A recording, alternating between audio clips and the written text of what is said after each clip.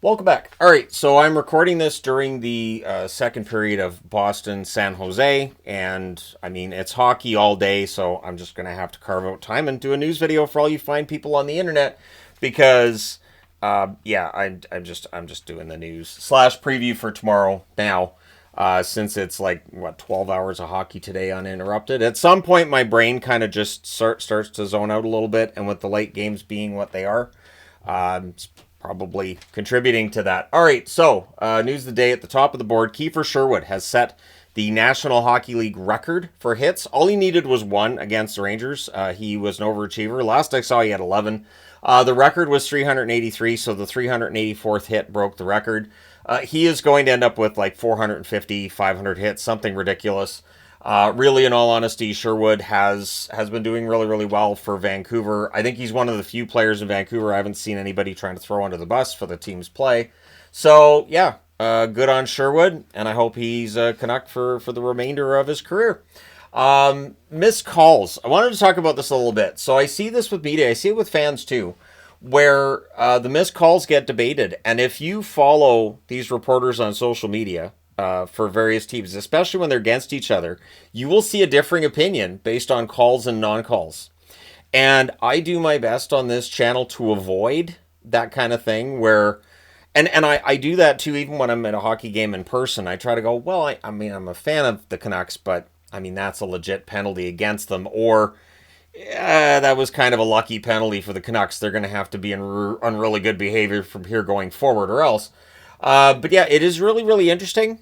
It is. So I put right there, missed calls debated on social media. It's eye-opening. It very much is eye-opening.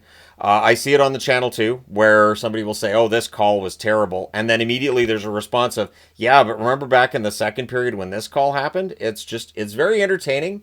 Very, very entertaining. Probably my favorite name in the PWHL, Abby Rock, since I'm from Abby and Abby rocks and all that. I don't know if Abby rocks or not. I haven't gone out and checked out the whole city to make sure it still rocks. But Abby Rock scores a Michigan goal today for the New York Sirens. It is the first lacrosse goal in PWHL history. So, yeah, the fancy goal has crossed over onto the PWHL side of things, and that's good. I think that's good. That's a highlight reel goal. The thing is, I might have worn the Sirens jersey for this video if I had a Sirens jersey. It is the only PWHL team now I do not have a jersey for. I have a jersey for each other team. Sirens I will get at some point. It just, I had to make a decision between the Charge or the Sirens, and I thought, well, the Charge are a little bit ahead of the Sirens in the standings. I'll get Charge. So at any rate, yeah, congratulations to Abby for getting that. I wanted to talk about this a little bit. Now, of course, the Seattle-Edmonton game's already going on, but their top line tonight, to me, was eye-opening. Ryan Nugent-Hopkins, first-line center in the absence of Draisaitl and McDavid, and his wingers being Podkolzin and Arvidsson. I do wonder, because the debate is always about the goaltending, right? Skinner and Pickard, and will they be able to get Edmonton through another long run? And we don't know yet. We haven't seen what's going to happen. But I don't know if their wingers are going to be productive enough to get them over the hump come playoff time. And I'm one that thinks that would be great if they were. I don't know if they're going to be able to do that. So let me know your thoughts as to what you're more, especially if you're an Oilers fan. Do you have concern about the scoring from the wing? Or are you like, nope, it's fine. If we have McDavid and Draisaitl healthy, it's going to be fine. Do you have concern in net? Let me know your thoughts in the comment section below. Caden Gooley spotted at practice with the Montreal Canadiens in a non-contact jersey. Usually means a player's about a week away, but Caden Gooley, he's not really all that normal when it comes to his recovery and his strength, so I wouldn't be surprised if he's back sooner than most players are when they return to practice in a non-contact jersey. Pat Maroon. Pat Maroon's decided he is going to call it a career, announcing today that he plans to retire at the end of the season. This was before the game against St. Louis. St. Louis did make him first star of that game afterwards, and even got a nice ovation during the game. He was in a fight, and they were still like, yeah, great, Pat Maroon in a fight. I mean, it might be the last career fight that he has, so good on Maroon, and he's had a really interesting career that's going to be fascinating to put together a video on and do a video once the season's done and his career's done. It is interesting that he's the one-man dynasty. That's what I've called him for years, because he had Stanley Cup rings in 2019, 2020, and 2021. That's a dynasty, 3 in a row. So he's a one-man dynasty. The WHL. So Elliot Friedman reporting that the WHL is expanding, which is interesting because there was reporting last week that the NHL wanted the CHL to put a hold on the expansion process while all of this stuff with the NCAA is happening and whatnot, but WHL is apparently expanding, and they're going to talk about it this week. The Penticton Vs being brought in from the BCHL, and they're also looking for an owner for Chilliwack. Now, the Chilliwack Chiefs are a mainstay in the BCHL, and it'll be a shame to see them go up to the WHL, only from the point of view that I, as a hockey fan in Chilliwack, remember watching them in the BCHL, and I'm wearing a Chilliwack Bruins jersey because this was what they wore the last time they went to the WHL, and they made the decision to be the Chilliwack Bruins, which is a fun name. I was happy, and it's a fun jersey too. However, it did not pan out very well, and the team moved not very long after, and then the Chilliwack Chiefs came back into existence via, was it Coquitlam? I think it was Coquitlam that moved out to Chilliwack, and they became the Chilliwack Chiefs version 2. So I would say keep the Chiefs name and branding from Chilliwack. Try to keep that connection and cross your fingers and hope for the best. There's a lot of hockey being played in the Valley. You've got obviously the Vancouver Canucks aren't in the Valley, but you've got the Vancouver Giants, the Abbotsford Canucks, the Chilliwack Chiefs, and if the Chilliwack Chiefs move up to the WHL, I think that increases costs as well. I think it's cheaper for a BCHL team to operate than WHL. So I'm going to be very interested to see how this all turns out. I hope that this foray into WHL territory goes better than it did the first time out. All right, so let's go ahead and preview tomorrow's games. We got 7 games tomorrow, not too early though. So 3 o'clock Eastern, noon Pacific.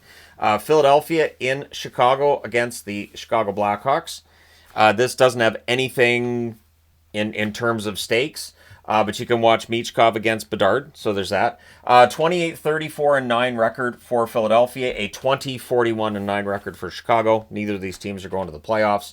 Also at 3 Eastern, noon Pacific, the Buffalo Sabres, who are 27-35-9, in against the Winnipeg Jets, who are 48-18-4. So the Winnipeg Jets looking to get another victory tomorrow. And this is, I mean, I could put a trap magnet there, but why? It's Buffalo. Buffalo finds ways to put the puck in their own net. We'll see how that one goes tomorrow with the Jets. But it does feel like a trap game, but I keep thinking, Buffalo isn't capable at this point in time. 6 Eastern, 3 Pacific start. Pittsburgh in Florida. Pittsburgh, 29-32-10. Don't let the record fool you. They're playing very well. Florida, 42-25-3. They had a rough night against the Washington Capitals. They're going to look to turn that around in this one, so that should be a fascinating matchup. Pittsburgh, pretty hot team right now. 6 Eastern, 3 Pacific start as well between Nashville and St. Louis. So Nashville, 26-35-8 coming out of tonight's action. St. Louis, 36-28-7. St. Louis is on a heater. They've already beaten Nashville once in the last week, and I will not be surprised if it happens again. I will also not be surprised if this game ends up being kind of ugly. And I don't mean like ugly as in the jerseys. I mean ugly as in a lot of punching. And you guys might go, hey, that's a great game. But I just mean might be some punching going on there. 8 Eastern, 5 Pacific start. Tampa Bay in Vegas against the Golden Knights. Tampa Bay's got to get a lot sharper if they're going to beat Vegas in Vegas. Tampa Bay 40-25-5. Vegas 41-20-8. And Vegas looking to really lock down that top spot in the division. So Tampa Bay's really got their work cut out for them. Also at 8 Eastern, 5 Pacific, Carolina's going to try to forget what happened today. They're 42-23-4. They're against the Anaheim Ducks in Anaheim. Anaheim 30-31-8 overall. Anaheim, obviously a team that is capable of an upset victory. Carolina on the second half of back-to-backs. Maybe Anaheim ends up getting a win here. The West Coast trip was tough for Carolina last year. It's been delayed to the end of this season, but maybe it's going to be a rough one again. We shall see. And then at 9 Eastern, 6 Pacific, the Boston Bruins, who are playing against San Jose tonight, will be playing against the LA Kings tomorrow night. Boston 30-31-9 on the season.